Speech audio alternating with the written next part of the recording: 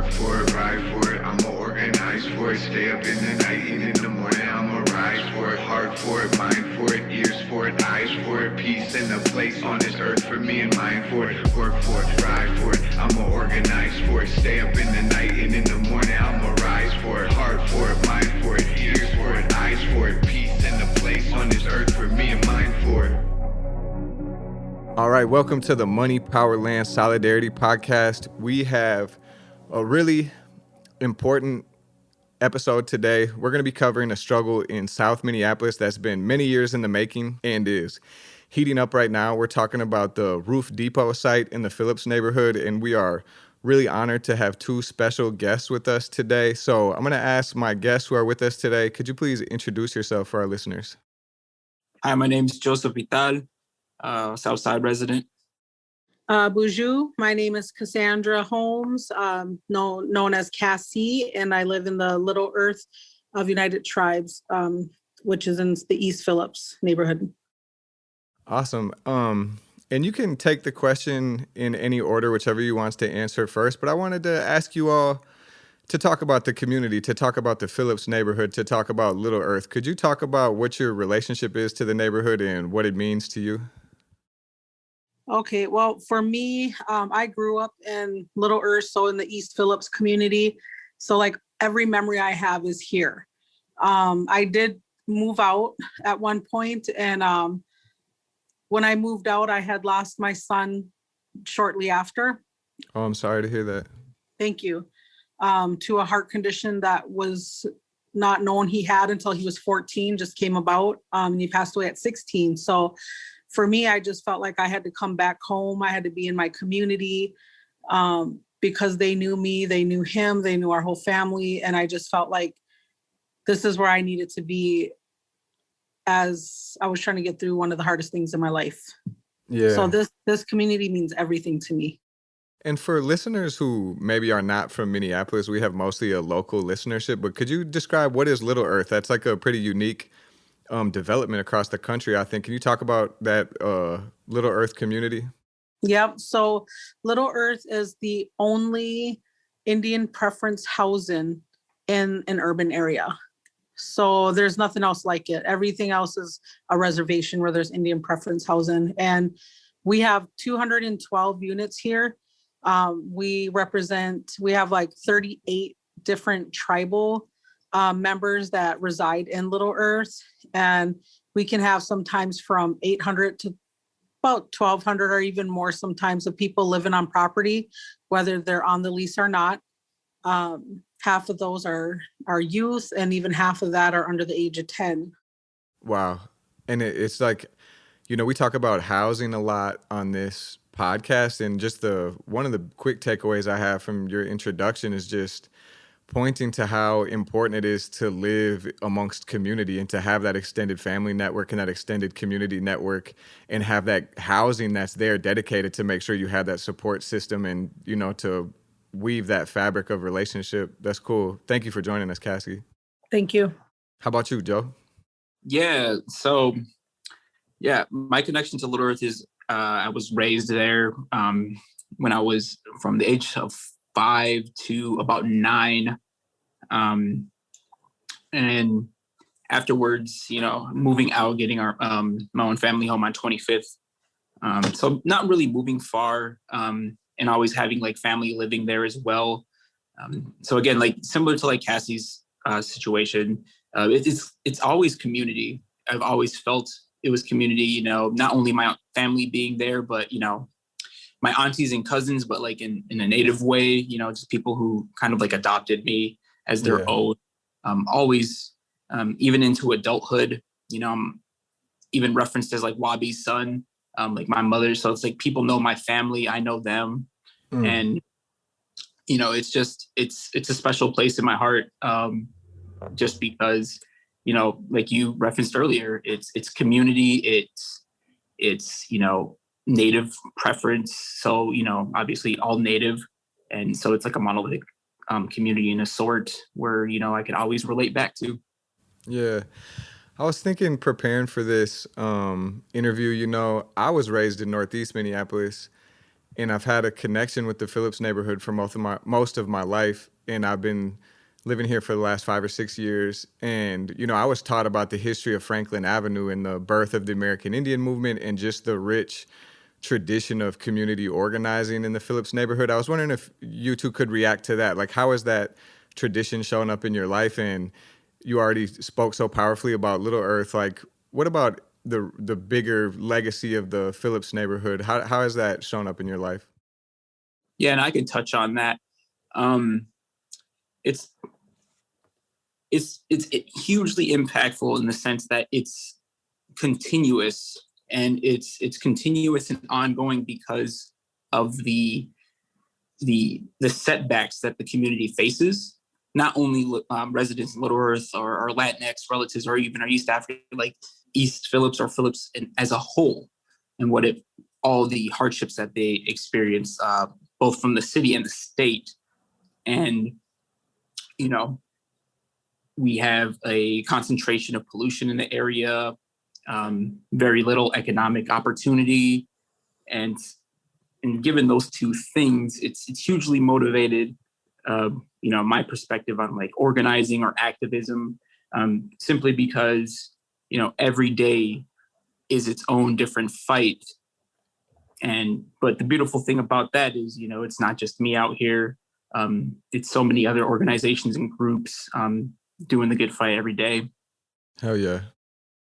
So for me, I was trying to think of how I could answer that, because it's like, I was like, how do I answer that question? So for me, like as a whole, I remember when I was younger, Franklin was known as a whole nother name. I can't even know. I'm sorry. Oh no, I just said wow. No, it was Skid Row. Yeah, Skid Row. Okay. And now it's known as the Cultural Corridor. Yeah. So for me growing up, having that one experience and then moving into the next was like how far we've come as a community. I know, just the Phillips community, like, there's a lot of diversity in this, just in East Phillips. Mm-hmm. And sometimes that can be, and I've seen it used against us, the diversity from city and from state entities, how they use that against us. But, as a community, we always come together. At the end of the day, like, we're, before COVID, bringing our food, and, we couldn't speak the same language as each other, but we were breaking bread with each other. Wow. And trying to figure out what we're going to do as a community to better our community. Like we have people who've, fought for together, against a lot of different polluters who wanted to come in our community, and they've won. Hell yeah. Our building over there, our park, East Phillips Park, the park building was designed and paid for by the community. Wow. So that's one of the most beautiful park buildings in the city too. And I know it was really hard fought. Yeah. And it shows everybody a piece of everyone in there. You know what I mean? So it's like, for me, this community has just, it's grown a lot together. And it's not only just, like Little Earth here, but the community as a whole, the whole East Phillips that I've seen grow together, and all the stories I've heard. So I'm really proud of this community. Hell yeah. Y'all both touched on a little bit, the oppression coming from the city and from the state, and talked about polluters. Can you talk about that? And then we'll use that as a way to get into talking about the Roof Depot site. But, I've heard 28th and Cedar referred to as like one of the most toxic corners in the city. Could y'all talk about like what are the industries, and how does the city, push challenges and obstacles onto the people of Phillips? Yeah, and I could talk on that. I think it's important to recognize that this isn't a new phenomenon. What's been going on in East Phillips, as far as I could track, pollution and economic scarcity pushed onto East Phillips from the city and the state has been a phenomenon that's been going on since the 1920s. East Phillips has been known has been designated, as an immigrant hub since then, except, the population changes. Back in the day, it was Southern and Eastern Europeans. And then it was our Black relatives coming in because of redlining. And then, the policies coming from Black covenants as well. The demolition of housing in the area due to the construction of Highway 55. And then it just goes up and up all the way into current day. But when we're talking about today and what the polluters are today, we're talking about the Smith Foundry, which focuses on industrial machinery and the construction of industrial parts through heating treatment. So that throws out a lot of pollutant chemicals into the air. I referenced Highway 55 earlier. Then we have Cedar, which is a very busy street as well. So it's not just industry that congests the neighborhood in pollution, but it's also like the city and state planning that surrounds the area in, further vehicle pollution as well. Yeah. And also, Joe, don't forget about the bituminous roadways. That's right next door to the Smith Foundry and across the street from the Roof Depot site. Wow, bituminous roadways. Yep. So I believe their whole focus is on the tar, and they have like a hot tar mix that's continuously like being mixed there, and all that pollution is just going straight into our community and our surrounding communities. Yeah. We did a really early episode of our podcast. Like I said, I grew up in Northeast Minneapolis, and kind of the issue that first got us kicked off doing this podcast was the Upper Harbor Terminal development in North Minneapolis. It's like 48 acres of land on the riverfront over north between the Lowry and Camden bridges, and it's right next to the GAF shingles factory and the Northern Meadows recycling plant. So, we talked with organizers who talked about the impact that was having in North Minneapolis. And then when I was learning about those institutions, I was also learning about the Smith Foundry and bituminous roadways and the concentration of car traffic in Phillips and like the real health impact it's having. It's killing people. Yeah. So one of the things is that if you guys know Karen Clark, our former state representative for over 30 years, like she has this map, and I've shared this map numerous times. And you like flip it over on our county, right? And it shows East Phillips. I'm sorry, okay. So it focuses on East Phillips, and then there's a section over North Side. Yep. And every time you flip this chart, there's our county there, and then you flip like over the asthma. Yep. And then it like focuses on East Phillips in a spot over North Side by what you were just talking about. Then you have heart conditions, strokes, pollution from moving, like from the cars and the traffic. And it's all right there. It hits us in that section you're talking about over North Side. Yep. So, absolutely. Yeah. No, and we have to talk about that simply because, the North Side neighborhoods as well as East Phillips, they're have very similar characteristics. We're talking about East Phillips in the instance where 81% of the population is BIPOC. 21% identifies as African American or East African, 22 is American Indian or Alaskan Native, with 38 identifying as Latinx. The median household income in the area is about $32,000, with it dropping to $10K a year in Little Earth. So, we have an instance in which we're dealing with a very diverse neighborhood full of different languages and cultures, as well as being, extremely poor in some areas. And it's just being pocketed with pollution simply because it doesn't have the economic or political power to like fight back. And again, like I mentioned earlier, it's not something that's new. It's something that's been put in through design by the city and state. Despite all these, plans of, green energy and lowering the gas emissions for the city and all its plans, that's for the city. It's not talking about specific parts. And, Cassie could talk a little bit more on this. East Phillips is technically a green zone, and we're still being, dumped with all of the city's pollution. Yeah, I think that's like a great connection that you made, Joe, and Cassie, both, as far as pointing to the similarity in the conditions and the interconnection of the oppression that's happening in the Phillips neighborhood and over north on the riverfront. And it's like a key dynamic I want to come back to. Like you said designated. This is where the city and the business elites of the city coordinated to put the toxic byproduct of their industries that are making a lot of profit. So those white people who own those businesses, they live out in the suburbs where when you flip that map, they don't have the same air pollution. They don't have the same pollution and stresses in general. So their health indicators look different. And the city allows them to do this through public policy. And when we get into talking about the Roof Depot site, it's the city wanting to the city wanting to enact its plan. So the city will now give lip service to acknowledging the oppressive history, the role they've played in segregating and isolating and depriving certain areas of the city, but then they're continuing to act with the same assumptions that they just get to decide what happens, and again, ignoring the voices of the people who actually live there.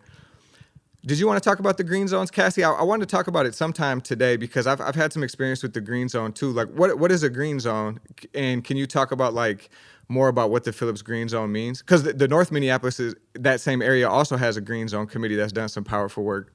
So the area that we're talking about, where the Roof Depot site is, and the Smith Foundry and the Bituminous Roadways, which is like a block from, Little Earth, that it's really was considered Arsenic Triangle. That's the word I heard, yeah. And yep, so the Arsenic Triangle, and I was very young when this happened, but I hear the stories about it. And, imagine the kids sitting here playing in the dirt trying to make mud pies. And then here come a group of, workers for the government, in all their big white suits and covering their face because it was too dangerous for them to breathe the air because they had to go down and dig. Wow. And they dug over 500 homes here and just really, I don't know the best way to put it, but raped the earth in this one area over by those polluters we're talking about. Just this crater just dug out so much of this dirt to come in and lay new dirt because it was so dangerous. Wow. And this all came from the Reed Manufacturing Company that polluted the area from the 1930s all the way up to the 1960s, where it, manufactured, stored, and dumped arsenic into the area simply because it was allowed. And Damn. Cassie, talked about, the cleanup. That came from the federal level because the city didn't want to do anything about it. And then the MPCA saw a problem in its testing at one point, but didn't have the resources to actually clean it up because the contamination was so big in that sense. So the EPA tested soil for around 3,500 homes and spent $25 million on cleanup for nearly 2 decades. God damn. So then, in this time, some years ago, people got together, including city council members at the time, and had declared that this is a green zone site, the South Side Green Zone, because we're at our max. We cannot take any more pollution. We cannot take any more of anything negative that's coming in, to this community. We're maxed out. Right. And so the green zones came about, and it was supposed to be all about community having a voice and having a say on what's being put in their community, and looking, and whoever's coming in being held accountable and showing us what their footprint they were going to be leaving, or, what they were going to be doing and how it was going to affect us community members. Now, the green zones is a beautiful thing. And unfortunately, the city has decided to not really follow through with everything what I just said. So they just went ahead and, decided to do what they want to do, and not listen to any of the community voice and create more issues and more pollution for us here.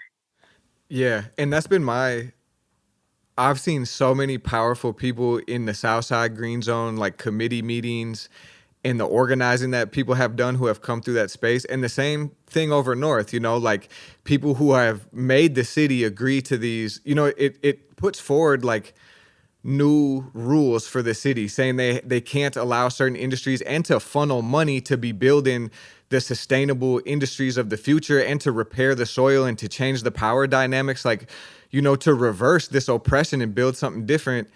But then I've seen the city not take it seriously, and like everything that the green zones got, they've got fighting and screaming, and there's power there. But you see the way the city, like, I've noticed, or not I've noticed, like a lot of people have noticed, and I've learned that like that's a technique that the city uses, is creates a committee and puts it off in the corner, and then uses it to say like, oh no, we're doing something. It's the Southside Green Zones. But then they're moving forward. They're not respecting the power of the green zones, and they're still moving forward with business as usual, So Yep. yeah, So has that been your experience too?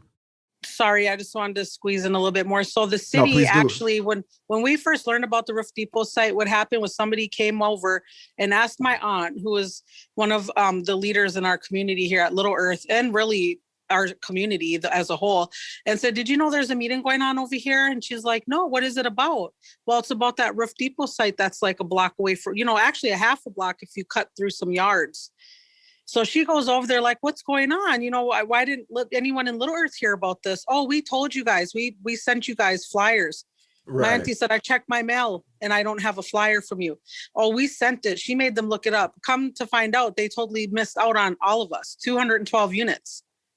And my aunt's like, you don't have a problem sending us a water bill. So how can you have a problem sending us a flyer about what's going on, what you guys planning in our community? So they held their own meeting here at Little Earth, so Little Earth residents could figure out what was going on, hear what was going on. Then they wanted people to join in a community called the GAC, which is the something Hiawatha governance or something. I don't know. Yeah. Like that's what the city put together. We call it GAC and then HAC. The one for the Upper Harbor Terminal. The one for the Upper Harbor Terminal is called the CAC. Oh my so God, it's like, how funny is that? Oh my God, that's so funny. So it's like, then they get two people from the East Phillips community, but it was two people from each community. Sorry, one within second. the community. Yep. My dog is barking. One second. All right, my fault. That's okay. I have 2 dogs and a cat, so. but they get us all together, right?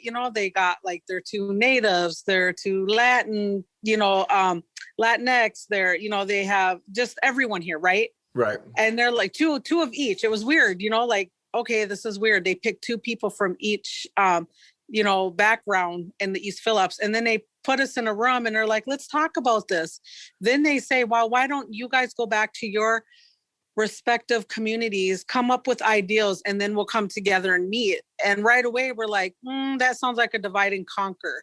That sounds like you want us to like fight over what we want individually. And what we decided to do was come together as a whole and talk about what we want from our communities. So it flipped, they were like, well, wait a minute. Then they were like, well, here's some of our ideas. Take some of these sticky dots, dotmocracy, and put a sticker on what you like best. And nobody participated because we didn't like any of it. Wow. Because it wasn't our ideas. None of it. Right. So wow.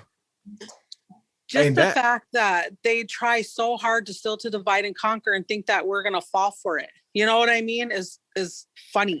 Real in shit. a way.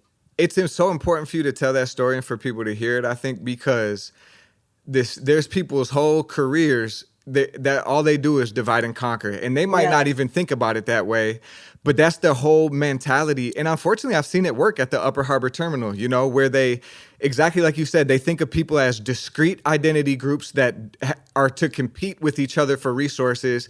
And it really creates a situation then too, when people without political principles and real commitment to step up and pretend like they represent the whole group, So to hear you all not go for that, and the power of solidarity when y'all are coming together to dialogue amongst each other, and then refusing to play their games, like a lot of times the city will then try to paint people like we're claiming power when we're in those meetings and not letting them just tell us what to do. They're coming into the community. You're not like, that's just a really powerful organizing.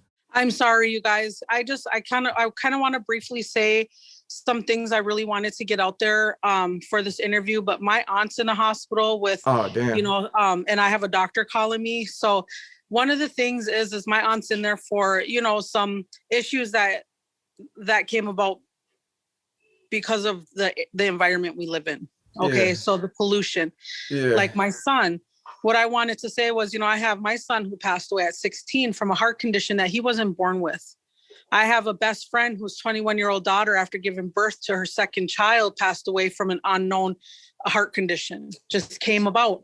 Come I on. have another young lady who passed away and they said, oh, it was like diabetes and it was a heart condition.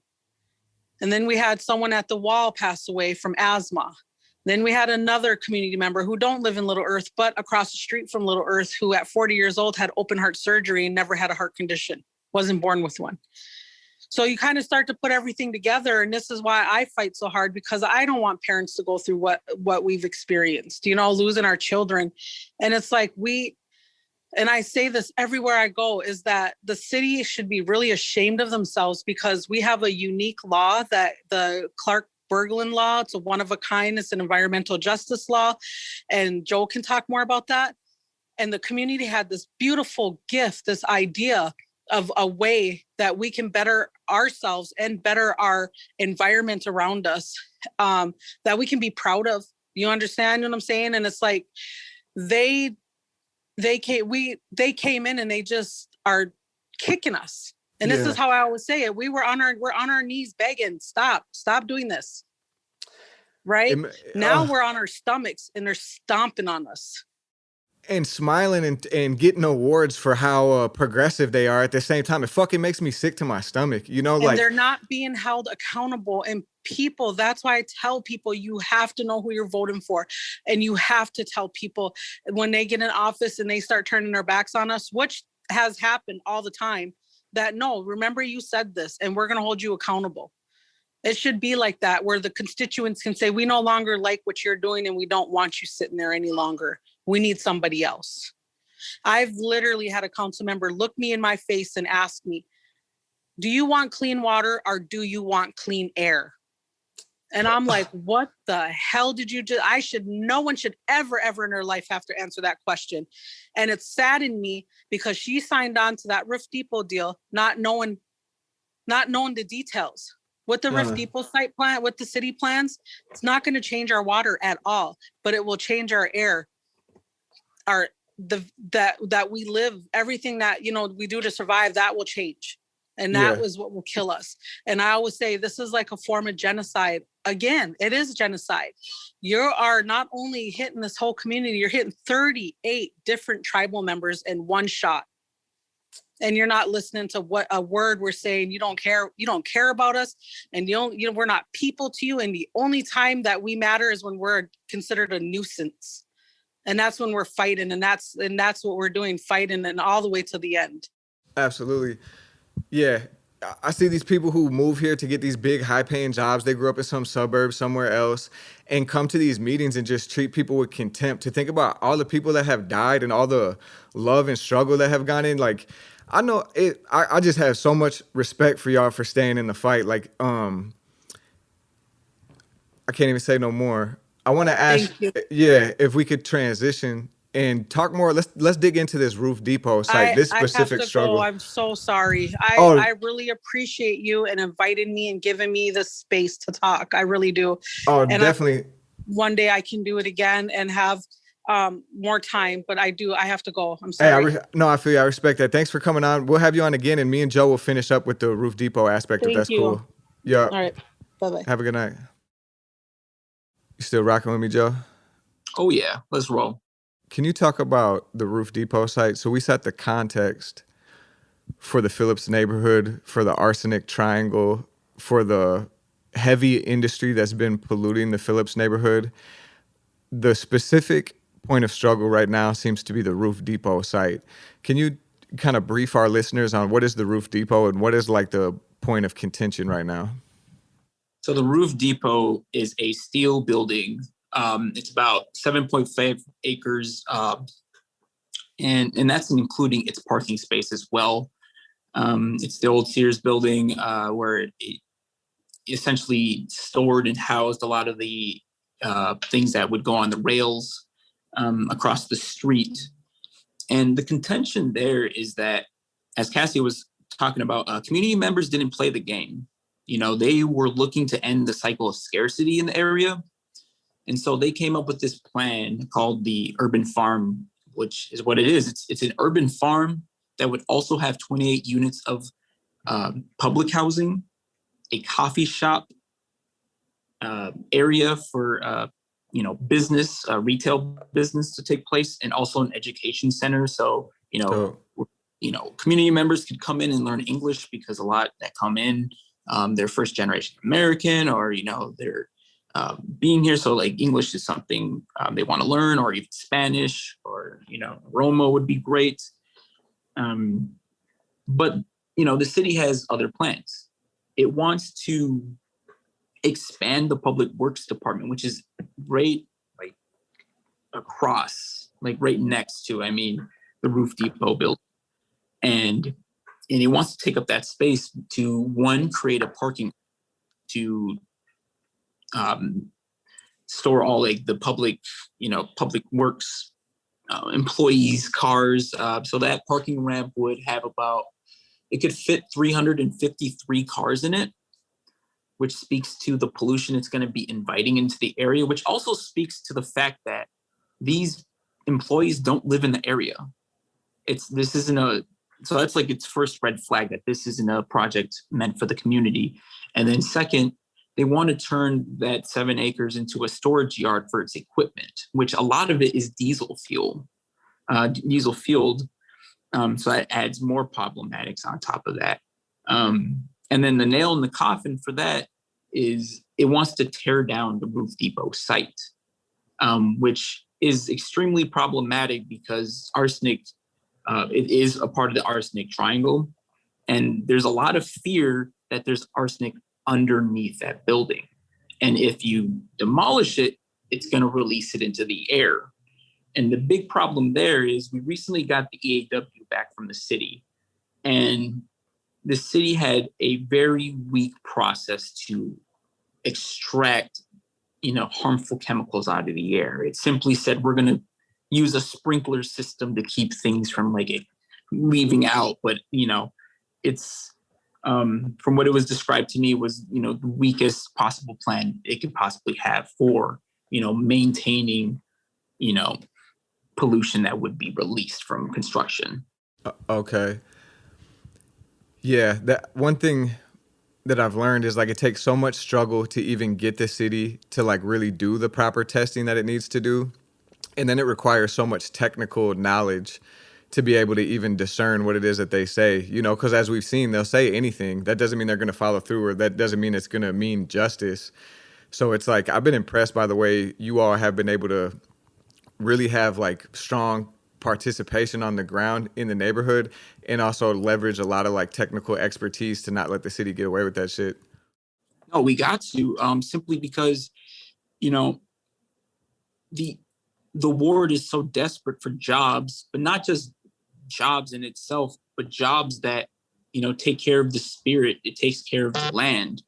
And this is one of the rare opportunities that not only did the community take part in its planning, but it's reflective of the needs that it wants to reflect. We're talking about, so the urban farm would create 100 green jobs just for itself, and 200 indirect jobs on top of that. It would be powered by, solar panels, which would make it one of the biggest solar panel projects in the entire state, definitely in the city. And it would all be self-sustaining.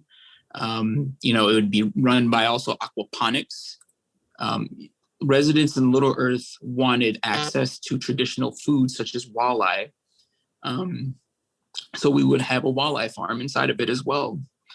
So like I said, it's a great model. Hell yeah. But the city is, so it's become very clear that, whatever the city's planning, it's staff run. they're the ones calling the shots. You know, as Cassie referenced earlier, a council member signed on and didn't know what the plan was. Yeah. That's something I've learned as I've now got older and had some years of interacting with this city government is I've observed that as well, that like it's a staff run enterprise. You know, there's a lot of full-time employees who work for the city who are executing long range plans, and the city council members are not as powerful and they don't have opportunity to interject, or there's so much going on that they don't have the capacity to track all this, you know? So it's like that's a issue that we have to figure out as a community as we're building more power, is like, okay, it matters who's in those seats, but also that's one small piece of the puzzle of actually being able to like do things differently. I'm really inspired by that vision that you're talking about, that integrated ecological, educational. That to me seems like the future, you know? Like so much what's frustrating about the Upper Harbor Terminal and the billionaire's plan is it's like more of the same, you know, traditional real estate. And when we so desperately need something different, you know, something that's gonna be sustainable and adapt to like the changing world, you know, the climate change and like a fossil fuel free future. Ooh, a lot of F's. So when I hear that, I'm like, it's possible. We could do things differently, you know? And it's like exciting to hear that plan. They had a similar plan, I think, at the Upper Harbor Terminal originally, like this co-creation team that was like a similar kind of like a development for the future that was ecologically focused and way more tangibly was going to produce wealth for the neighborhood. Like you said, the jobs that the city's talking about aren't even people who live in the area. And that's why this shit's so fucking infuriating, because it's like, okay, so, you know, EPNI, along with community members, we planned it out, you know, we're all right, urban farm. This is what's going inside.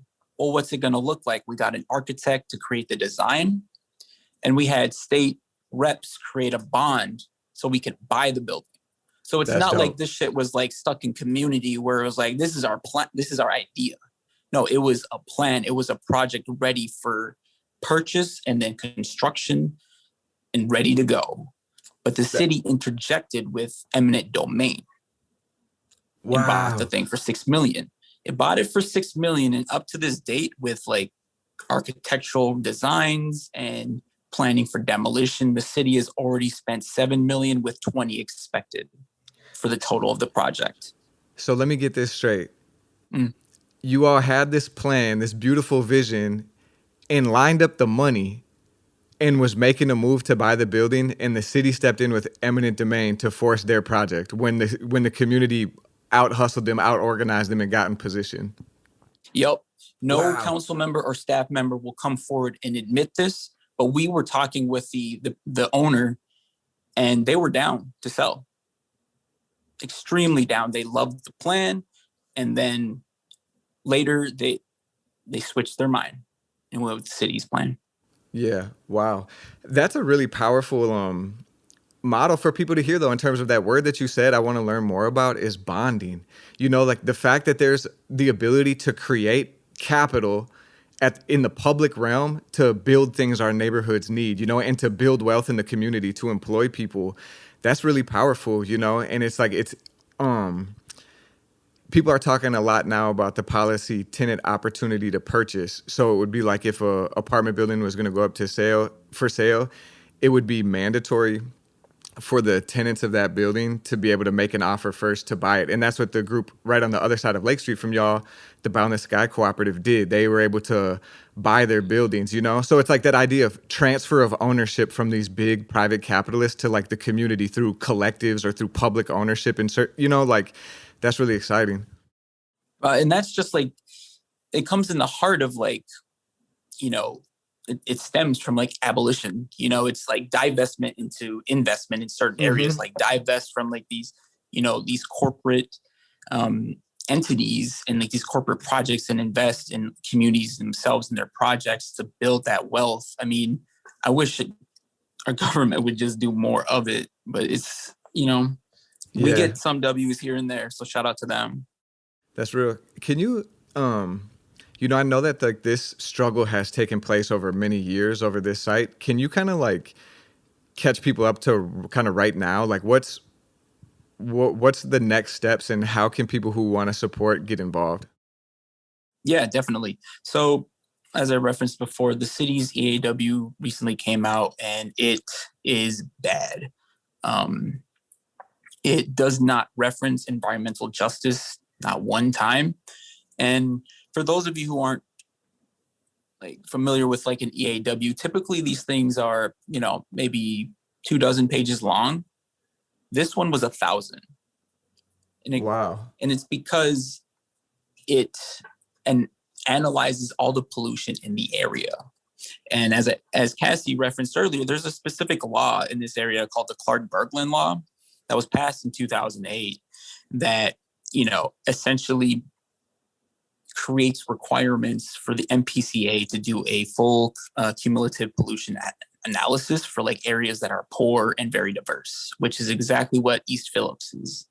But the city says the state law doesn't apply to it, which it's putting in its own EAW because it's talking about air emission, not stuff that's happening on the ground. It's a really weak defense, but it's going with it. So there is that opportunity for folks to, comment on the EAW. We have until the 11th at 4 p.m. Okay. for people to send those comments, and people would send these comments to Hillary DeVoke. It's Hillary.dvorack@minneapolis.gov. And if people aren't sure what to say, go to follow us on Facebook at EPNI or East Phillips Neighborhood Institute, where we have steps as to, how to comment on the EAW with a Google form with talking points for you. So we had Joseph, Vital, and Cassie, a powerful interview. We really appreciate them coming out. Make sure you tap in to this struggle over the Roof Depot site and see how you can support money, power, land, solidarity. We need money, land, solidarity.